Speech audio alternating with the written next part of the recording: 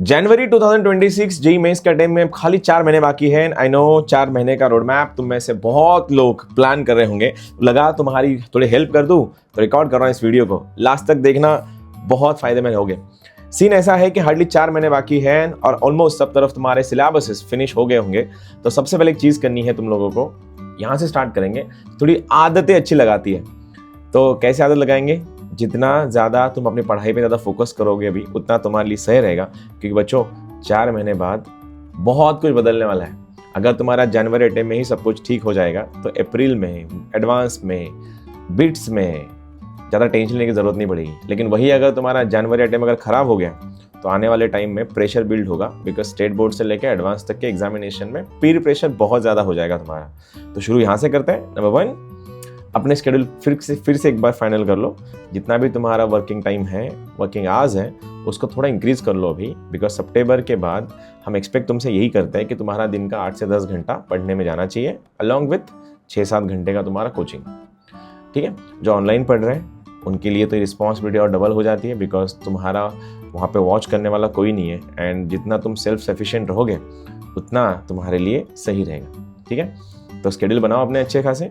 उसके बाद करना क्या है, जिन लोगों का सिलेबस अभी पूरा हो गया है, अब तुम ना सबसे पहले आदत डालना कि क्वेश्चन सॉल्व करते समय बिल्कुल सोल्यूशन देख के सॉल्व नहीं करोगे। ठीक है, सोल्यूशन देख के क्वेश्चन तुम्हारे सॉल्व हो भी गए, भले वो मैथ्स हो या फिजिक्स हो या केमिस्ट्री हो, सोल्यूशन देख के क्वेश्चन सॉल्व भी कर लोगे ना तो ज़्यादा से ज़्यादा तुम्हें उस क्वेश्चन का आंसर पता चल जाएगा, कॉन्सेप्ट नहीं आएगा।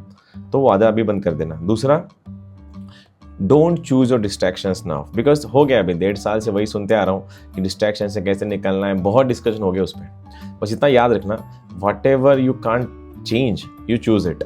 अगर चीज़ें तुम लोग चेंज नहीं कर पा रहे हो तुम उसे चूज करते हो, and that is what distractions all about. मैं तो हमेशा बोलता हूँ distractions are nothing but these are the attraction in disguise. जो बच्चे कुछ दूसरा नाम दे के उनको चूज करते हैं। तो अभी क्या करना है, जितना जल्दी तुम्हारा मोबाइल तुमसे दूर चला जाएगा, अभी कोई ज़रूरत भी नहीं है वैसे मोबाइल्स की। बिकॉज अभी जितना ज़्यादा पेन पेपर पे हाथ चलेगा तुम्हारा, उतना स्पीड बनेगा, एक्यूरेसी बढ़ेगा, टाइम मैनेजमेंट बढ़ेगा। और जितना तुम्हारी उंगलियां मोबाइल पे चलेगी उतने तुम्हारी सारी चीज़ें खराब होंगी। तो सबसे पहले जितना हो सके मोबाइल से दूर रहो। एक ना मोबाइल ऑफ वाला कोई जोन बना लो, जिसमें एक पर्टिकुलर टाइम डिसाइड कर लो 2-3 घंटे का। उन 2-3 घंटों में तुम लोग इंटरनेट, मोबाइल से दूर रहोगे। बिकॉज जितना ज़्यादा तुम्हारा प्रैक्टिस पे काम करोगे उतना ज़्यादा फ़ायदे में रहोगे। तीसरी चीज़, शेड्यूल बनाते समय अब जो प्रैक्टिकली जो पॉसिबल है वही शेड्यूल तुम लोग बनाओगे। कोई इम्प्रैक्टिकल से शेड्यूल मत बनाना।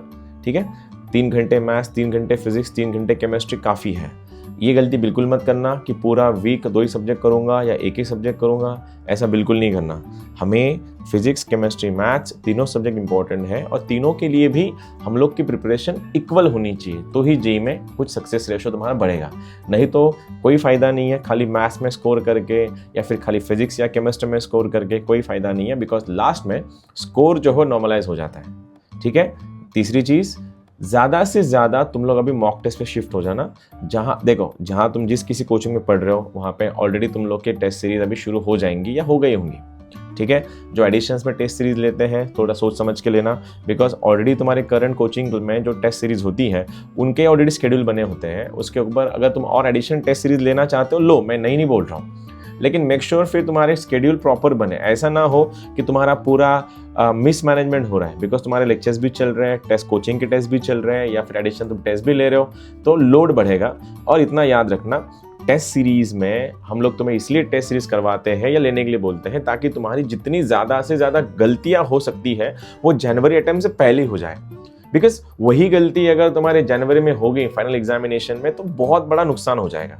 इसलिए इन मॉक टेस्ट के ऊपर जो भी तुम लोग का स्कोर आएगा उस स्कोर को अहमियत दो। मैं ये नहीं बोल रहा मत दो, लेकिन उतनी मत दो जितनी तुम्हें देनी चाहिए। तुम्हारी पूरी अहमियत, इंपॉर्टेंस देना तुम लोगों ने है उसकी गलतियों पे, उसकी जो भी सपोज कोई कॉन्सेप्ट वीक है, कोई क्वेश्चन तुमसे बने नहीं तो ask you teachers, net use कर लो, जो करना है करो। लेकिन जो कॉन्सेप्ट तुमसे नहीं बन रहे, कॉन्सेप्ट वीक है, जो क्वेश्चंस के टाइप तुमसे नहीं सॉल्व हो रहे, उनके पीछे भागना। तो टेस्ट सीरीज का, मॉक टेस्ट का मेन इंटेंशन ये है कि तुम्हारी गलतियां हम लोग बाहर निकाले, तुम्हारी प्रिपरेशंस की जो कमतरताएं हैं उनको हम लोग ढूंढे। और ये तभी पॉसिबल है जब मॉक टेस्ट ज़्यादा से ज़्यादा दोगे। Along with the mock test बच्चे नॉर्मली इस चीज़ को इग्नोर करते हैं, वो चीज़ होती है रिविजन्स की। अब नो डाउट तुम्हारा करंट चैप्टर जो चल रहा है, जो हार्ड चैप्टर जो चल रहे हैं, वो तो तुम्हारे पास है ही, तुम उसके ऊपर काम कर भी रहे हो, लेकिन उन चैप्टर्स पे बिल्कुल इग्नोरेंस नहीं आना चाहिए जो चैप्टर्स तुम्हें लगते हैं कि तुम्हारे लिए ईजी है।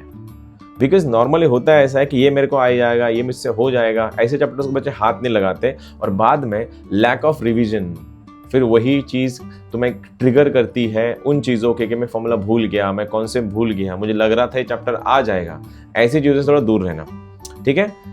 Revisions, mock test, practice and practice में वापिस बोल रहा हूँ पेन पेपर से।